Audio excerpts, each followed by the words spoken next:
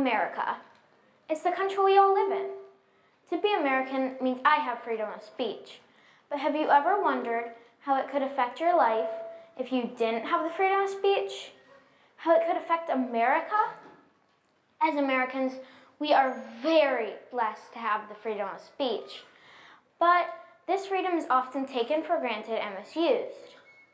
People can turn the good of this freedom into bad.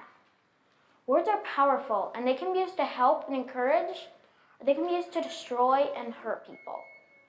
Is this something we really consider before speaking?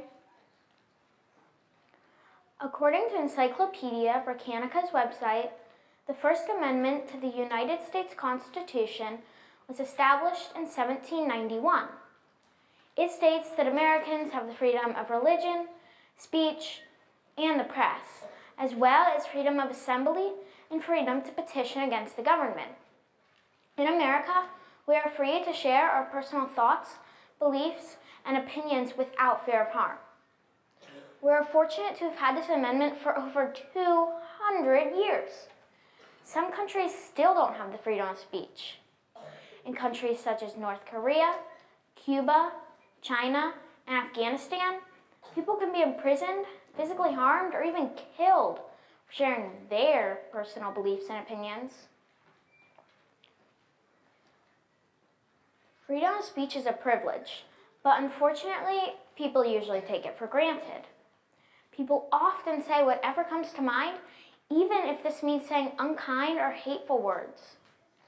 Freedom of speech was created so we could share our thoughts, beliefs, and opinions openly, not to allow us to put others down. It's okay to disagree, but we shouldn't be hateful towards the person that we're disagreeing with. Freedom of speech doesn't give us a right to verbally harm others. Martin Luther King Jr. is an excellent example. He used his freedom of speech in a positive way. He shared his beliefs publicly, but in his speeches, he never made fun of anyone. He didn't seem to have hatred in his heart, even when he was speaking in opposition to others. The purpose of his words were not to attack people or to bring fame to himself, but to take a stand in what he believed was right in order to help others. Recently, I was sitting in a class.